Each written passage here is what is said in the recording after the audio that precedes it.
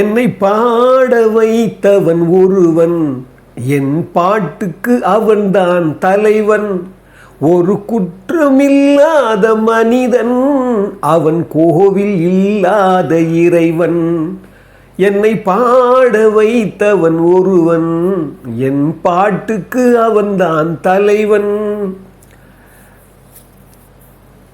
அற்புதமானவர்களே, இந்த அற்புதமான ஒரு நன்றி உணர்ச்சியோடு இந்த பதிவை துவங்குறேன். இன்றைக்கி இந்த தமிழ்நாட்டுடைய வரலாறில் மறக்க முடியாத ஒரு பெரிய சாதனையை படைச்சிட்டு போன ஜெயலலிதா அம்மாவுடைய இன்றைக்கி நினைவு நாள். அதாவது அவங்களுடைய அரசியல் வாழ்க்கையில் ஏற்றங்கள் இறக்கங்கள் நிறைய தப்பான விஷயங்கள் கூட நிறைய இருக்குது. ஆனாலும் அவங்க படைத்த அந்த சகாப்தம் இனிமேல் யாராவது ஒரு பெண்ணாக இருந்து படைக்க முடியுமான்னு தெரியல. ஏன்னா நான் நிறைய சொல்லியிருக்கேன், திரு எம்ஜிஆர் அவர்கள் அவ்வளோ ஒரு அடிப்படையிலிருந்து கடினமான சூழ்நிலையெல்லாம் கடந்து வந்து ஒரு ஸ்ட்ரக்சரை உருவாக்கி அங்கிருந்து வந்து கொடுத்துட்டு போன அந்த தீப்பந்தத்தை இந்த அம்மா என்ன பண்ணாங்க, கொண்டு வந்தாங்க. ஆனால் அது சரியாக கொண்டு போய் சேர்க்கலைன்ற ஒரு குற்ற உணர்ச்சி அவங்களுக்கு இருந்தோ இல்லையோ, நமக்கெல்லாம் கண்டிப்பாக இருக்குது. அந்த வகையில் இருந்தாலும் அது திரு எம்ஜிஆர் அவர்களுக்கு பிறகு அந்த கட்சியை கொண்டு வந்ததில் சேர்த்ததில் ஒரு பாமர மக்கள்கிட்ட வந்து ஒரு வலுவான ஒரு இடத்துல கொண்டு வந்ததில் அந்த அம்மாவுக்கு நம்ம நன்றி சொல்லி தான் தீரணும். ஏன்னா திரு எம்ஜிஆர் கூட ஒரு 10 வருடம் தான் ஒரு முதல்வராக இருந்தார். இந்த அம்மா ஒரு 15 வருடம், ஏறத்தாழ 5 வருடம், சில மாதங்களை தவிர்த்து. அதுக்கப்புறம் தெரியும் உங்களுக்கு. ஏன்னா இன்றைக்கி இந்த நினைவு நாளில் நான் சொல்ல வந்தது என்னென்னா, அந்த கலை உலக வாழ்க்கையில் அந்த அம்மாவும் திரு எம்ஜிஆரும் அந்த இணைந்து பண்ண அந்த கலை நுட்பம் இருக்கு பாருங்கள், மறக்கவே முடியாதுங்க. 1965 1000 ஒருவனில் அந்த உன்னை நான் சந்தித்தேன்ல, அதிலே வரும், என்னை நான் கொடுத்தேன் என் ஆலயத்தின் இறைவன் அப்படின்னு வரும். அது மாதிரி அந்த நான் முதல் சொன்ன பாருங்க, திரு வாலிசார் எழுதின பாட்டு அது, என்னை பாட வைத்தவன் ஒருவன், என் பாட்டுக்கு அவன் தான் தலைவன். ஒரு குற்றமில்லாத மனிதன், அவன் கோயில் இல்லாத இறைவன் அப்படின்னு சொல்லுவார். அதாவது என்னென்னா, இது வந்து வாலிசார் சொல்லுவார், நான் வந்து 63க்கு பின்னால் படகோட்டியில் எல்லா பாட்டும் கொடுத்துட்டு இனிமேல் எனக்கு வாலிதான் எழுதுவார் சொல்லும்போது, என்னுடைய பாடல்களுக்கெல்லாம் என்னுடைய வாழ்க்கைக்கெல்லாம் அச்சாரமாக இருந்தவர் திரு எம்ஜிஆர் அவர்கள். அதுக்கு நான் நன்றி உணர்ச்சி. ஒரு காதலி வந்து ஃபால் இன் லவ், அவருடைய சூழ்நிலை தான் அது. ஆனால் நான் நன்றியோட தான் எழுதுனேன்னு சொல்லிட்டு சொல்லுவார். ஆனால் அந்த வெளிப்பாடு பார்த்தீங்கன்னா, அந்த பாட்டை பார்த்தீங்கன்னா, ஜெயலலிதா அம்மாவுக்கு அவ்வளோ உண்மையாகவே அந்த வெளிப்பாடோடவே இருக்கிற மாதிரி இருக்கும். அதாவது அந்த அம்மாவோட ஒரு நன்றி உணர்ச்சியோட 1001 வந்த பிறகு, அந்த புகழ் பெருமை வந்த பிறகு பார்த்தீங்கன்னா கிட்டத்தட்ட 27-28 படம் பண்ணிட்டாங்க அவங்க. ஆனால் குறிப்பிடத்தக்க ஒரு 10 படம், அதாவது 1001, அடிமை பெண், நம் நாடு, ஒளி விளக்கு, என் அண்ணன், மாட்டுக்கார வேளன், அப்படியே வந்தீங்கன்னா தேடி இருந்த மாப்பிள்ளை, குமரி கோட்டம், நிறைய படம் பார்த்தீங்கன்னா அந்த அம்மாவுடைய இணை வந்து பார்த்திங்கன்னா திரு எம்ஜிஆர் அவர்களே. அதுக்கு முன்னால் வந்து சர்வதேவ அம்மாவோட நடிக்கிற போதெல்லாம் பார்த்திங்கன்னா கொஞ்சம் வயதான தோற்றம் இருக்கும். நான் நிறைய பேர் நண்பர்கள்லாம் சொல்லியிருக்கிறேன். ஆனால் ஜெயலலிதா அம்மா வந்த பிறகு பார்த்தா இளைஞனாக மாறிடுறார். கிட்டத்தட்ட 32 வருஷம் ஜெயலலிதா அம்மாவை விட இவருக்கு வந்து வயது அதிகம். நீங்கள் பார்த்தீங்கன்னா அதுக்கப்புறம் பார்த்தீங்கன்னா சிறிய ஒரு வாலிபன் மாதிரி ஆகிடுறாரு எம்ஜிஆர். காரணம் வந்து ஜெயலலிதா அம்மா தான். காரணம் என்னென்னா, நான் கூட சமீபத்தில் இவர் ஸ்ரீதர் சார், மறைஞ்ச ஸ்ரீதர் சார் இருக்கா பாருங்கள், பெரிய ஒரு கலை வல்லுனர், அவர் பெரிய டைரக்டர். அவர் பாருங்கள் வித்தியாசமான இயக்குனர். அவர் சொல்லுவார், உங்களுக்கு பிடிச்ச நடிகர் நடிகை யாருன்னு கேட்கும்போது, எனக்கு நடிகர்களில் சிவாஜி பிடிக்கும், அந்த இடத்த யாருமே நிரப்ப முடியல. அதுக்கப்புறம் எனக்கு ஜெயலலிதா தான் பிடிக்கும், ஏன்னா கூர்மையான கவனிப்பு உள்ள நடிகை வேறு யாருமே கிடையாது அப்படின்னுவார். அது வந்து பிறவியிலே வர்றது தான், இது நம்ம என்ன சொல்லலாம். ஆனால் அவங்க எப்படி செழுமை ஆக்கிக்கிட்டாங்க அப்படின்னு பார்க்கும்போது பார்த்தீங்கன்னா, திரு எம்ஜிஆர் கூட அவங்க இணைந்த பிறகு திரு எம்ஜிஆருடைய கலை நுட்பங்கள், நுட்பமான படங்கள் மட்டும் இல்லை, கொள்கை படங்கள் மட்டும் இல்லை, எல்லாத்துக்கும் இணையாக இருந்தாங்க அந்த அம்மா. நிறைய அவங்க மேலே வந்து குற்றச்சாட்டுகள் இருக்குது, நிறைய பிரச்சனை இருக்குது, இருக்கத்தான் செய்யும். ஆனால் நிறைய ரகசியங்கள் எல்லாம் சொல்ல முடியாமலே நிறைய போயிடுச்சு. பட் அது நமக்கு தேவையில்லை. நம்ம எடுத்துக்க வேண்டிய விஷயம் என்னென்னா, பாசிட்டிவ் திங்கெல்லாம் நம்ம எடுத்துக்கலாம். அதாவது என்னென்னா, நான் நிறைய பள்ளிக்கூடங்கள்லேயும் காலேஜ் போகும்போது நான் நிறைய சொல்லுவேன், திரு ஜெயலலிதா அம்மாவுக்கு என்ன குவாலிஃபிகேஷன் இருந்தது அப்படின்னு பார்த்தீங்கன்னா, ஒரு முறை அந்த அம்மா மறைஞ்சிடுறாங்க. 2016 டிசம்பர் 5 மறைஞ்சிடுறாங்க. உடனே நடிகர்கள்லாம் சேர்ந்து வந்து அந்த நடிகர் சங்கத்தில் வந்து அவங்க ஒரு அந்த மறைவுக்காக ஒரு அஞ்சலி செலுத்துகிறாங்க. அப்போ திரு ஜெயலலிதா அம்மாவுடைய தோழியாக இருக்கிறவங்க செம்மின் ஷீலா, மலையாளத்தில் பெரிய ஆக்ட்ரஸ் அவங்க, இப்போவும் இருக்கிறாங்க. அவங்க சந்திரமுகிலோடு நடிச்சிருந்தாங்க. அவங்க அந்த காலத்தில் வந்து செம்மீன்லேயும் ஒரே படத்தில் புகழ் பெற்ற பிறகு நிறைய படம் மலையாளத்தில் அந்த அம்மாவுக்காக படம் ஓடுற காலம். அப்போ அந்த அம்மா சண்டேஸில் இங்கே வருமா சென்னைக்கு. அந்த அம்மா தான் சொல்லுது அந்த அஞ்சலி கூட்டத்தில் வரும்போது, அது சொல்லுது, நாங்கள் ஞாயிற்றுக்கிழமை வந்த உடனே நானும் ஜெயலலிதாவும் என்ன பண்ணுவோம், ஒரு பர்தா போட்டுக்கிட்டு சென்னை சுற்றி வருவோம், நிறைய திரையரங்குகளில் போய் படம் பார்ப்போம். அப்போ ஜெயலலிதா சொல்லுமா, அந்த அம்மா சொல்கிறாங்க, ஜெயலலிதா சொல்லு என்கிட்ட, உன்னால தானே படம் ஓடுது, ஏன் டைட்டில் உன் பேரை முதல்ல போட்டுக்கூடாதா அப்படின்னு. அந்த மாதிரி ஒரு ஃபார்வேர்ட் திங்க் உள்ள ஒரு பெண் அவங்க. அது மாதிரி சொல்லும் அந்த அம்மா. அப்போ நாங்கள் 2 பேரும் என்ன பண்ணோம், நல்லா சம்பாதனை வந்த உடனே சம்பாதிச்சிட்டோம். இப்போ இருக்காங்களே வேதா இல்லம் இருக்க பாய்ஸ் கார்டனில் அந்த அம்மாவுக்கு. அப்போ அந்த அம்மா இடம் இருக்குது, வீடு கட்டலான்னு முடிவு பண்ணிட்டாங்களாம். இவங்க 2 பேரும் ஒரே ஆர்கிடெக்ட் தான் கூப்பிட்றாங்களாம், கட்டிட நிபுணரை. கூப்பிட்ட உடனே ஷீலாம்மா சொல்லுதான், அது சொல்கிறாங்க அந்த அம்மா, ஷீலாம்மா சொல்லுதான், எனக்கு என்ன பண்ணீங்களோ எனக்கு தெரியாது, நான் வீடு கட்டின பிறகு நான் அந்த வெளியிருந்து உள்ளே போகும்போதே ஒரு பெரிய ஃபவுண்டன் வேணும் அப்படின்னு கேட்குறாங்க, பெரிய செயற்கை நீரூற்று. அது எனக்கு போன உடனே அது பெருசாக தெரியணும், எனக்கு அதை நீங்கள் வைக்கணும் அப்படின்னு நான் சொன்னேன். ஜெயலலிதா சொல்லுது அதே ஆர்கிடெக்டை கூட, நீங்கள் என்ன பண்ணீங்களேன்னு தெரியாது, நான் எனக்கு ஒரு 2000 சதுர அடியில் எனக்கு ஒரு நூல் நிலையம், ஒரு லைப்ரரி அமைக்கணும், உள்ள பிரமாதமாக எனக்கு அமைச்சு கொடுங்க, எனக்கு அதுதான் ரொம்ப முக்கியம் அப்படின்னு ஜெயலலிதா சொல்லிச்சு. அப்போவே நான் நினச்சேன், பாடுறா அதோட திங்க் எப்படி இருக்குதுன்னு பார்த்தீங்கன்னா அதுதான் பின்னால் சிஎம் ஆகுது. அது மட்டும் இல்லை, அந்த அம்மா அந்த காலத்து படங்கள்லாம் பார்த்தீங்கன்னா ஜெஃப்ரி ஆர்ச்சருடைய புக்கெல்லாம் படிச்சுக்கிறதெல்லாம் பார்த்துருப்பீங்க. அந்த ஆங்கில 10வது வரைக்கும் தான் படித்தாங்க அவங்க, ஆனால் வளர்த்துக்கிட்டாங்க. அதை போலவே அந்த வழக்கமாக அவங்களுக்கு பத்திரிக்கை போடுவாங்க பாருங்கள் வீட்டுக்கு, டைம் தான் நிறைய படிப்பாங்களாம் அவங்க. டைம் விடவே மாட்டாங்களாம். அந்த டைம்ங்கிற பத்திரிக்கை உலகத்தினுடைய மிகச்சிறந்த வல்லுநர்களும் மிகச்சிறந்த செல்வந்தர்களுடைய பற்றிய அதிகமான குறிப்பு வருமா அதில் டைமில். அதை வரலாம் கூட, ஒரு நாள் 2 நாள் வரலாம் கூட, அவளை வரவழைச்சி ஏன் வரல, ஏன் கொடுக்கலன்னு சொல்லிட்டு கேட்பாங்களாம். அந்தளவுக்கு நுட்பமாக அந்த காலத்திலே படித்தவங்க, நிறைய படிக்கிற தன்மையை விரிவாக்கினவங்க அறிவை அப்படின்னு சொல்லி அந்த அம்மாவுக்கு அது உண்டு. என்னென்ன காரணம் சொல்ல வந்தேன்னா, ஒரு சாமானியமாகலாம் தகுதி இல்லாமலாம் திரு எம்ஜிஆர் அவர்கள் மதிக்கலை. அது முதல்ல நம்ம புரிஞ்சுக்கணும். அதனால தான் திரு எம்ஜிஆர் அவர்களே நிறைய படிக்கிறவங்களை பிடிக்கும். அவரே கூட கூண்டு கிளின்னு ஒரு படத்தில் கிட்டத்தட்ட 1000 புத்தகங்களை படித்தவர்னு சொல்லி நான் ஒரு பதிவு கொடுத்துருந்தேன், ராமதாஸ் சார் சொன்னா சொல்லி. அதே மாதிரி ஏசிடி நிறைய படிச்சிருக்கிறாரு சொல்லி அவர் சொன்னார், ஏசி திருவச்சன் சொன்னார். அதே போல் எம்ஜிஆர் பாருங்கள், நல்ல ஒழுக்கங்களை பிடிக்கும், இருக்கிறவங்க பிடிக்கும், நல்ல பண்பு இருக்கவங்களை பிடிக்கும், தவறான தீய ஒழுக்கங்கள் இல்லாதவங்களை பிடிக்கும், படிக்கிறவங்களை பிடிக்கும். அப்படித்தான் திரு ஜெயலலிதா மேலே அந்த ஒரு பெரிய ஈர்ப்பு வந்ததாக சொல்லுவாங்க. ஆனால் அவங்க 2 பேருக்குள்ள அந்த இணை இருக்குது பாருங்கள், அந்த படங்களை நீங்கள் பார்க்கணும். அதெல்லாம் அந்த டூயட்டுன்னு சொன்னாவே, எனக்கும் உனக்கும் தான் பொருத்தம், இது எத்தனை கண்களுக்கு வருத்தம், நம் இருவருக்கும் உள்ள நெருக்கம், இனி யாருக்கு இங்கே கிடைக்கும். பார்த்தீங்கன்னா ஒரு டூயட்டில் அவங்க அப்படியே கண்ணாசன் ஐயா எழுதின பாட்டு முகராசினு படத்தில் அப்படி பாருங்கள். அப்போ தான் வராரு, வந்த உடனே அப்போல்லாம் அப்படியே அமைதியாக நடந்து வரவர் டான்ஸ் அதிகமாக ஆடினது ஜெயலலிதா அம்மா கூட தான். நீங்கள் பார்த்தீங்கன்னா படங்களில் அவங்க படங்களை தங்கப்பதக்கத்தின் மேலே ஒரு முத்து பதித்தது போலே, இந்த பட்டு கண்ணங்களின் மேலே ஒன்று தொட்டு கொடுத்திடலாமோ, நீயும் விட்டு கொடுத்திடலாமோன்னு பாட்டு பார்த்தீங்கன்னா அந்த டூயட்டை இன்றைக்கெல்லாம் நீங்கள் பார்க்கலாம், திருப்பி பார்க்கலாம், சலிக்காது. என்ன காரணம்னா அந்த வைப் 2 பேருக்குள்ள கெமிக்கல், அந்த கெமிஸ்ட்ரின்னு சொல்லுவாங்கல்ல, அந்த இணையில் அப்படி இருக்குங்க. அதாவது திரு எம்ஜிஆர் அவர்களும் ஜெயலலிதா அவர்களும் பார்த்தீங்கன்னா அவங்களுடைய படங்கள் திருப்பி படம் பார்க்கலாங்க. 1001 ஆகட்டும், ஒளி விளக்கு ஆகட்டும், ஏன் குடியிருந்த கோயில் பாருங்க, ரகசிய போலீஸ் பாருங்கள், அதை கூட நீயே தான் எனக்கு மனவாட்டி, என்னை மாலையிட்டு கைபிடிக்கும் சீமாட்டி, அதை பாருங்கள். அதிலேயே பார்த்தீங்கன்னா அதே மாதிரி 2 பேரும் பொருத்தமாக இருக்கும். இது குடியிருந்த கோயில். ரகசிய போலீஸில் பார்த்தீங்கன்னா என்ன பொருத்தம் நமக்குள் இந்த பொருத்தம்னு பாட்டு இருக்கும். எந்த பாட்டு, கண்ணே கனியே முத்தே மணியே அருகே வா, ஒரு பாட்டு இருக்கும். கற்றுக் கொடுப்பாங்க அந்த அம்மா எப்படி காதல் பண்ணுறதுன்னு. நீங்கள் பார்த்தீங்கன்னா அவ்வளோ இன்ட்ரெஸ்டாக இருக்கும். அதில் ஒரு சரணம் வரும், ஒரு நாள் இரவு நிலவை எடுத்து உன் உடல் அமைத்தானோ, பல நாள் முயன்று வானவில் கொண்டு நல் வண்ணம் தந்தானோ, என்னை காண சொன்னானோ, துணை சேர சொன்னானோ, ஆனந்தம் வரவாக ஆசை மனம் செலவாக கண்ணே பாட்டுங்க.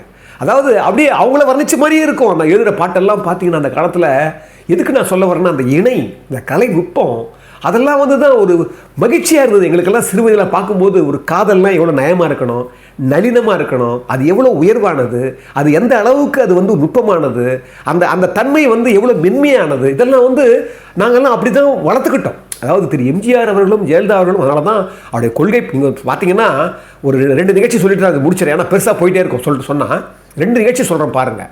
திரு எம்ஜிஆர் அவர்கள் அடி ஒற்றி இவங்க வந்திருந்தா கூட, ஆசானா நினச்சிருந்தா கூட, அது தொடர்ச்சியாக அவங்க நினச்சிருந்தாங்கன்னா இன்றைக்கி அவங்களுடைய புகழே வேறு மாதிரி இருக்குது, எம்ஜிஆர் அளவுக்கு போயிருக்கும். ஆனாலும் அந்த பண்புகள், சில பண்புகள் எம்ஜிஆருடைய பண்புகள் இருந்தது. இப்போ உதாரணத்துக்கு 2 பண்பு சொல்கிறேன் பாருங்கள். நம் நாடுன்னு ஒரு படம் விஜயவாணியில் ஷூட்டிங் நடக்குது. ஒரு நாள் பார்த்தீங்கன்னா, வாங்கையா வாத்தியாரையா வரவேற்க வந்தோம் ஐயா, அந்த பாட்டு தான் நடக்குது. ஷூட்டிங் நடந்துட்டு இருக்குதா, மதியானம் பிரேக் விட்ட உடனே எம்ஜிஆர் என்ன பண்ணாராம், ஆற்காடு மாம்பழம் அவருடைய ஆஃபீஸ் போயிட்டு சாப்பிட்டு கொஞ்சம் நேரம் ரெஸ்ட் எடுத்து வரலான்னு சொல்லிட்டு போவாராம். ஒரு நாள் என்ன பண்ணியிருக்காரு, அதே நடந்துருக்கிற போது பிரேக் விட்டுருக்காங்க. பிரேக் விட்ட உடனே திரு எம்ஜிஆர் அவர்கள் வந்து இறங்குறாரு. இறங்கின உடனே அங்கே பார்த்தீங்கன்னா ஒரு டான்ஸர் இருப்பாங்களா, பெரிய பெரிய செட்டு, அது அந்த பாட்டு பெரிய செட்டு விஜயவாணியில் போட்டிருக்காங்க. அதை பற்றி கூட நான் ஒரு பதிவு விட்டுருக்கேன்.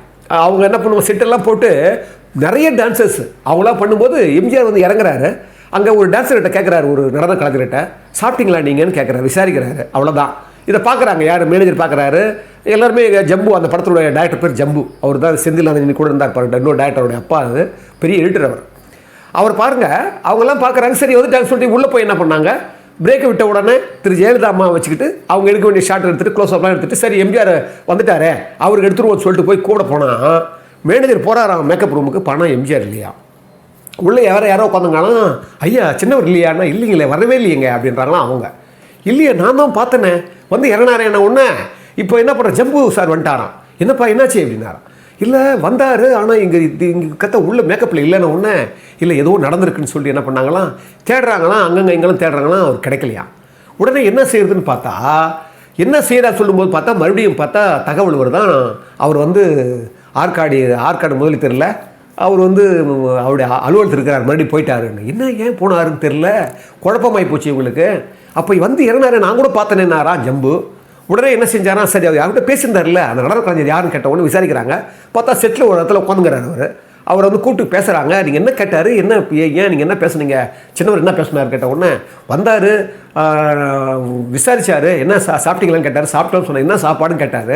நான் சொன்னோம், இந்த மாதிரி ஒரு புளியோதரையும் தயிர் சாதமும் பொட்டலத்தில் கொடுத்துருந்தாங்க, நீங்கள் பொட்டலமாக கொடுத்துருந்தாங்கன்னு ஒன்று. அவ்வளோதான் எதுவுமே சொல்லிக்கல. அவர் மறுபடியும் ஏறி போயிட்டார். ஐயா இப்போ தான் தெரிஞ்ச விஷயம், இது சின்னவருக்கு பிடிக்கல. உடனே என்ன பண்ணியிருக்கிறாங்க, திரு ஜம்பு சாரும் மேனேஜரும் ஏறிக்கணும் நேராக அவர் ஆஃபீஸ் போயிருக்கிறாங்க.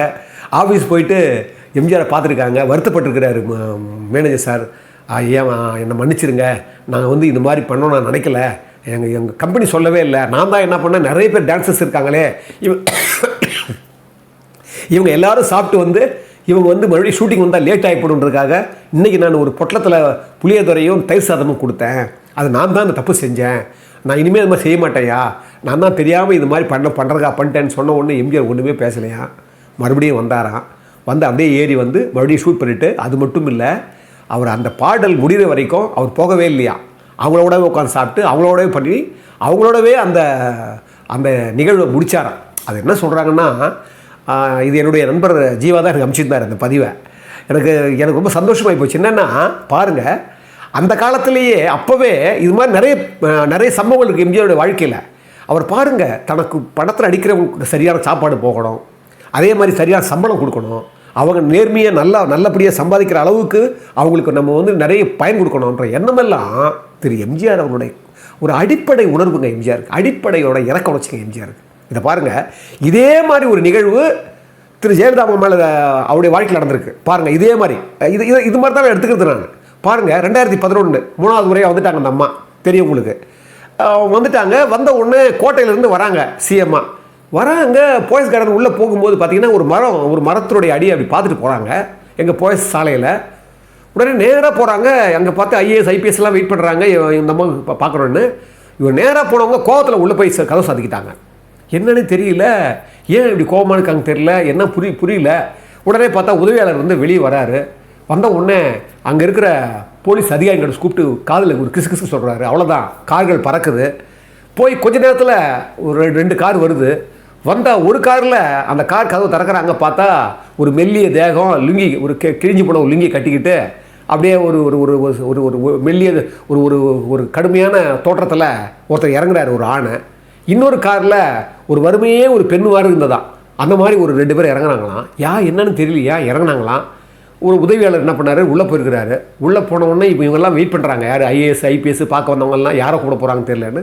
இப்போ கதவு திறக்குது, போயஸ் கார்டனில் அந்தம்மா திறக்கிறாங்க. திறந்த உடனே உதவியாளர் வந்து என்ன பண்ணுறாங்க, முதல்ல அந்த 2 பேர் இறந்தாங்க பாருங்கள், மணி அண்ணா வாங்கண்ணா, அம்மா வாங்க அப்படின்னு 2 பேர் உள்ளே கூப்பிட்டு போகிறாங்க. கூப்பிட்டு போனால் உள்ளே சிஎம்மாக இருக்கிற ஜெயலலிதாம்மா உட்காந்துங்கிறாங்க.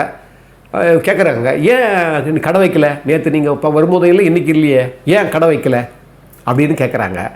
மணி என்ன தயங்குறாரு. தயங்கின உடனே சொல்லுங்கள், பயப்படா சொல்லுங்கன்னு சொன்ன உடனே, ஒன்றும் இல்லைம்மா, இது வந்து சிஎம் போகிற வழி, இனிமேல் நீங்கள் கடை வைக்கக்கூடாது அப்படின்னு போலீஸ்காரங்களாம் வந்து நேற்று கடை எடுத்துட்டாங்கம்மா, நாங்கள் வேறு வழி தெரியலம்மான்றார் அவர். உடனே அந்தம்மா சொல்கிறாங்க, நேற்று கூட நாங்கள் வந்து சாப்பாடு ஓப்பன் பண்ணோம், அதுக்குள்ளே இந்த சாப்பாடு கூட பண்ண முடியாது, விற்க முடியாமல் எனக்கு அமுச்சிட்டாங்கம்மா, நாங்கள் எடுத்துட்டோம்மா கடை அப்படின்னு சொன்ன உடனே உதவியாளர் சொல்கிறாங்க, அந்த கமிஷனர் கூப்பிடுங்க அப்படின்னாரு. உடனே அந்த உதவியாளர் வெளிவராரு. வெளிவந்த உடனே அந்த கமிஷனர் பார்த்து, போலீஸ் கமிஷனர் பார்த்து சொல்கிறாரு, அதோட காசு விஷயத்த சொல்லிட்டாரு. சொன்ன உடனே இப்போ உள்ளே போகிறாரு கமிஷனர். அம்மா கேட்குறாங்க, பாருங்கள், எங்கள் கட்சியில் இருக்கிறவங்க எல்லாருமே சாதாரணமானவங்க, அவங்கெல்லாம் சாப்பிட்றவங்க வந்து வசதியானவங்க கிடையாது. எவ்வளோ பேர் இந்த பகுதியில் இருக்கிறாங்க, நான் டெய்லி கவனிக்கிறேன், இவங்க கடையில் வந்து அவங்க தான் வந்து சாப்பிட்றதுக்கு ஏற்ற இடம், அவங்க தான் இங்கே தான் சாப்பிடுவாங்க. நான் 2 நாளாக கவனிக்கிறேன், நேற்றும் பார்க்க முடியல, இன்றைக்கும் பார்க்க முடியல. நீங்கள் வந்து இது வந்து நீங்கள் இது மாதிரி பண்ணது ரொம்ப தவறு, இனிமேல் இது மாதிரி பண்ணாதீங்கன்னு சொல்லி அவர் எச்சரிக்கை பண்ணிவிட்டு, அதுக்கப்புறம் உடனே அந்த இவங்க கடை சொல்கிறாங்க, அந்த மணி அவங்க கடை சொல்கிறாங்க, இது பாருங்கள், போலீஸ்காரங்க வருவாங்க போவாங்க, ஆனால் நீங்கள் எப்போ இருக்கணும், புரியுதா, நீங்கள் என்ன பண்ணுறீங்க, உடனே நீங்கள் போய் கடையை நீங்கள் பண்ணுறீங்க போதுமா, கடை ஓப்பன் பண்ணுங்கள், போய் போங்க சொல்லிட்டு கமிஷனர் சொல்கிறாங்களா அந்த அம்மா, யார் சிஎம். இது பாருங்கள், என்ன பண்ணுறது தெரியாது, 1 மணி நேரத்தில் நீங்கள் வந்து அந்த கடைங்க நான் எனக்கு பார்க்கணும், கடைங்க இருக்கணும் அப்படின்னு எச்சரித்து அனுப்புகிறாங்களாம். வெளிவராங்களாம். வெளிவந்த உடனே கமிஷனர் சொல்கிறாராம் மணிக்கிட்ட, அவர்கிட்ட போய் நீங்கள் வந்து கடை தரங்கண்ணே, எப்படிங்க திறக்க முடியும், நேற்று எங்களுக்கு வந்து பிரச்சனை நஷ்டமாகி போச்சு, இன்றைக்கும் கடை வைக்கல, நாங்கள் இனிமேல் எங்கே போய் நான்லாம் போய் டீக்கு பால் வாங்குறது, நாங்கள் எங்கே போய் இப்போ புரட்டுறது, எங்களால் முடியாது, நாளைக்கு தாங்க வைக்க முடியும்னு, அவ்வளோதானே, நீங்கள் போங்க நான் வரும்னு சொன்ன உடனே வித்தின் ஒரு 1/2 ஹவரில் பார்த்தீங்கன்னா போலீஸ் ஜீப்பெல்லாம் பறக்குதான். அவர் வீட்டில் இருக்கிற வண்டியும் அந்த டிவி பாரில் அந்த டிவி விற்கிறதையும் சேர்த்து இங்கே வச்சுட்டு அந்த அம்மாவுடைய பாத்திரம்லாம் கொண்டு வராங்களாம், ஜீப்லேயே கொண்டு வந்து அதே இடத்துல வச்சு சரவணபவன் சாப்பாடு அதில் அந்த அம்மாவுடைய நிரப்பி வச்சுட்டு, இவங்க அந்த டீயை வந்து அந்த கேன்டீன் அந்த அந்த அந்த பாத்திரத்தில் டீயை நிரப்பி அங்கே வரவங்க போகிறவங்கெல்லாம் இலவசமாக கொடுத்தாங்களாம் அன்னைக்கு. இந்த பதிவு வந்து இதை பார்த்த உடனே என்ன தோணுச்சுன்னா, நல்ல நல்ல விஷயங்கள் நல்ல குணங்கள் இருக்கத்தான் செய்யுது. ஆனால் என்னன்னா தொடர்ந்து அந்த மாதிரி ஒரு இரக்க சிந்தனையும் அந்த பரோபாரமும் அவங்களுக்கு எம்ஜிஆர் மாதிரி ஒரு பண்பான விஷயமும் அவங்க கொண்டு வந்திருந்தாங்கன்னா இன்றைக்கி அவங்களை அழிச்சிருக்கவே முடியாது. இன்னும் சொல்லப்போனால் தாய் 8 அடி பாஞ்சா குட்டி 16 அடி பாயின்னு சொல்லுவாங்க பாருங்கள். அந்த மாதிரி அவர் ஆசானை விட இவர் வந்து இந்த அம்மா வந்து அவங்க பண்ண வெற்றிகள் அதெல்லாம் பெரிய தங்க தாம்பாளத்தில் தமிழ்நாட்டு மக்கள் அப்படியே கொடுத்தாங்க. மிக முக்கியமான காரணம் ஒரு பெண். அவங்க அந்த பெண்ணுக்கு வந்து பெண்களுக்குடைய பிரதிநிதியாக இருந்து அந்த 20-25 வருஷத்தில் அந்த அரசியலே வந்து இந்த பெண்களுக்கு ஒரு மரியாதை ஏற்படுத்தினாங்க. அதெல்லாம் நம்ம ஒத்துக்கணும். ஆனால் என்ன பண்ணிட்டாங்கன்னா ஒரே விஷயத்தில் தான் தவறு பண்ணிட்டாங்க. அது என்னென்னா தூய்மைங்கிறது எப்போவுமே சொல்லுவாங்க. அவா அர்த்தத்தில் சொல்லுவார் ஐயா, ரொம்ப அற்புதமான அதிகாரம் 37வது அதிகாரம். அது சொல்லுவார், தூய்மை எனப்படுவது அவா இன்மை மற்ற அது வாய்மை வேண்ட வரும். ரொம்ப அற்புதமான குரல். இந்த தூய்மையை எம்ஜிஆர் கடைப்பிடிச்சார். தூய்மை எனப்படுவது அவா இன்மை. நான் அவர் பாருங்க, தன்னுடைய கடைசிலுக்கு சேர்த்தது என்னைக்கு கட்சி ஆரம்பித்தாரோ அதுலேருந்து சொத்தே வாங்கலைங்க.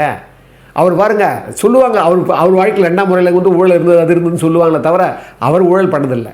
அவர் சம்மந்தப்பட்டவங்கலாம் பண்ணியிருப்பாங்களே தவிர வாங்கியிருப்பா தவிர தனக்குன்னு அவர் வானதே கிடையாது. இதுன்னு சொல்ல போனால் கடைசி சம்பாதிச்சதெல்லாம் வெளியே கொடுத்து தான் போனார். தன்னுடைய அண்ணனுடைய பிள்ளைகளெல்லாம் ஒரு பராரி ஆக்கிட்டு தான் அவர் போனார். கடைசி நேரத்தில் கூட என் காதுக்கு நான் கேள்விப்படுறேன், என்னை சம்மந்தப்பட்டவங்க யாராவது நிர்வாகம் தரட்டாங்கன்னா நான் அது ஏற்றுக்கக்கூடாதுன்னு சொல்லி பகிரங்கமாக அவர் அறிக்கை விடுறார். பகிரங்கமாக அவர் வந்து முடியாத காலத்தில் கூட வந்து அப்படி நினச்சவர். அந்த தூய்மை அவரிடம் இருந்தது. அந்த தூய்மை எனப்படுவது அவா இன்மையினர். அதுதான் ரொம்ப முக்கியம். அதாவது அவா இன்மைன்னா ஒரு ஆசை இல்லாமல் இருக்கணும். ஒரு தியாகியை போல, ஒரு துறவியை போல அந்த ஆட்சியில் வாழ்ந்தவர் திரு எம்ஜிஆர். நம்ம பாருங்களேன், 2000 ஏக்கரில் கொடநாடு அது இது நிறைய இருக்குது. அது நம்ம சொல்ல வேண்டிய 28 கிலோ தங்கம் கூட இன்றைக்கி வந்து கர்நாடகாவில் போய் இன்றைக்கி கோர்ட்டில் மாட்டிங்குது. என்ன பண்ணுறது, யார் என்ன இதெல்லாம் தான் அந்த மேலே நமக்கு வந்து ஒரு முழுசாக வந்து அவங்கள வந்து ஏற்றுக்க தோண மாட்டேங்குது. என்ன காரணம்னா, அவங்க நினச்சிருந்தாங்கன்னா மிகச்சிறந்த ஒரு தமிழ்நாடு அமைச்சிருக்கலாம். ஆனால் அதனால தான் நான் என்ன சொன்னேன், நீங்கள் நினைவு நாளில் அந்த குற்றங்கள்லாம் ஒதுக்கிட்டு அந்த கலைத்தன்மையில் அவங்க எப்படியெல்லாம் இந்த கட்சி வர்றதுக்கு முதல்ல உழைச்சாங்க, திரும்பி வரும்போது கூட அதனால தான் அந்த காலம் அவங்களுக்கு அவ்வளோ பெரிய பதவி கொடுத்தது, தகுதியோட பதவியை கொடுத்தது. அதே போல் கடைசியில் ஒரு எங்கள் தங்கம்னு படம் வரும். அந்த அந்த அந்த அது ஒரு அற்புதமான பாட்டுங்க. அதை சொல்லுவார் அந்த அம்மா சொல்லும், அப்பப்பா என்ன தமிழ் ஆசை அப்படின்னு சொன்ன உடனே எம்ஜிஆர் அந்த வெளிப்பாடெல்லாம் பார்க்கணும் நீங்கள். அது சொல்லுவார், இது ஆசை இல்லை வெறி, நான் சாகும்போதும் தமிழ் படித்து சாக வேண்டும், என் சாம்பலும் தமிழ் மணந்து வேக வேண்டும் அப்படின்னுவார் எம்ஜிஆர். அந்த வெளிப்பாடை பார்த்தீங்கன்னா அது ரியலாக இருக்கும், அப்படியே ரியலாக நடிப்பறே இருக்காது. இவ்வளோ ஆசையும் அன்பும் என்னுடைய விஷயத்தில் இல்லையே, இருக்குது ஆனால் அளவோடு இருக்குது. என்னது அப்படின்னு நம்ம சொல்லுவாங்க. அப்போ தான் சொல்லுவேன், நான் அளவோடு ரசிப்பவன், எதையும் அளவின்றி கொடுப்பவன், அன்பின் அழகோடு தழுவி உறவோடு பழகி உயிராக நினைப்பவன் அப்படின்னு அவர் சொல்லுவார். அந்த அம்மா சொல்லும், மதுவோடு வந்து இதழ் தேடி இதமோடு வந்து இணையாகி பிரிந்தாலும் உள்ளம் பிரியாமல் வாழ யார் சொல்லி தந்ததோ, நான் உனக்காக பிறந்தவள், உந்தன் நிழல் போலே தொடர்ந்தவள், உன்னை ஒருபோது தழுவி மறுபோது உருகி தனியாக துடிப்பவள். இந்த மாதிரி நிழல் மாதிரி வந்து நிழல் மாதிரி அந்த ஆட்சியும் பெற்று அந்த அம்மா இன்றைக்கி எம்ஜிஆர் நினைக்கிற போது அந்த அம்மா நினைக்க தோணுது. அதே மாதிரி இந்த அம்மா கடைசி வரைக்கும் அந்த அம்மா எம்ஜிஆருடைய கொள்கைகளை அவங்க பண்ணியிருந்தாங்கன்னா இன்றைக்கி அங்கே அசைக்க முடியாது. அண்ணாதிமுக இன்றைக்கி பாருங்கள், எம்ஜிஆருக்கு ஒரு தொலைநோக்கு இருந்தது, தனக்கு பின்னால் இந்த கட்சியை நிர்வகிக்கக்கூடிய தன்மை வேணும், ஒரு கரிஷ்மாவுடைய லீடர் வேணும்னு நினச்சாங்க. ஆனால் அந்த அம்மா அதை நினைக்கல, அதனால தான் இன்றைக்கி இருந்தது. இருந்தாலும் அந்த அம்மாவுடைய செயல்களையும் சேவைகளையும் போற்றி அவங்க வணங்கிக்கிட்டு இந்த அற்புதமான பதிவை இதோடு நான் நிறைவு செய்கிறேன். அன்புள்ள மிக்கவர்களே, அற்புதமானவர்களே, புரட்சித் தலைவர் மறைந்தும் மறையாமல் இருக்கிற, இன்னும் வாழ்ந்துக்கிட்டு இருக்கிற, இன்னும் வாழப்போகிற திரு எம்ஜிஆருடைய பக்தர்களே, இந்த தமிழ் தீயினுடைய பதிவுகளை கேட்டு நிறைய பேர் எங்களுக்கு வந்து வாழ்த்து தெரிவிக்கிறாங்க, பிளஸ்ஸிங் கொடுக்குறாங்க. சில பேர் அவங்களால முடிந்ததை ஒரு பொருளுதவி தராங்க. எங்களால் மேலும் மேலும் எங்களுக்கு இந்த பொருளுதவி தான் ரொம்ப கடினமாக இருக்குது. ஏன்னா நானும் வந்து நான் ஏற்கனவே கூட என்னுடைய பதிவுகளை சொல்லியிருப்பேன், நானும் வந்து அந்த நிலையில் இப்போ நான் பொருளாதாரத்தில் இல்லை, இழந்திருக்கிறேன். அதனால் இந்த மேலும் மேலும் நற்பண்புகளையும் இந்த நற்சிந்தனைகளையும் நாம் ஒரு இறைலயமான ஒரு திரு எம்ஜிஆருடைய அந்த வாழ்வியலையும் நம்ம மேலும் மேலும் சொன்னால் தான் அடுத்த தலைமுறைக்கு சரியாக இருக்கும்னு சொல்லி, அதனால் எங்களுக்கு பொருளுதவி தேவைப்படுறதால உங்களுக்கு நிலை உடையவர்கள் கொடுக்கின்ற எண்ணம் உடையவர்கள் இருந்தீங்கன்னா நிச்சயமாக இதை உதவுங்க. அதை நாங்கள் மேலோங்கி வாங்கிக்கி உங்களுக்கு எல்லாருக்காகவும் இந்த உலகத்திற்காகவும் மறுபடியும் இங்கே இருக்கிற எல்லா உயிர்களுக்காகவுமே பிரார்த்தனை பண்ணி இந்த தமிழ்த்தி உங்களை வணங்குகிறது.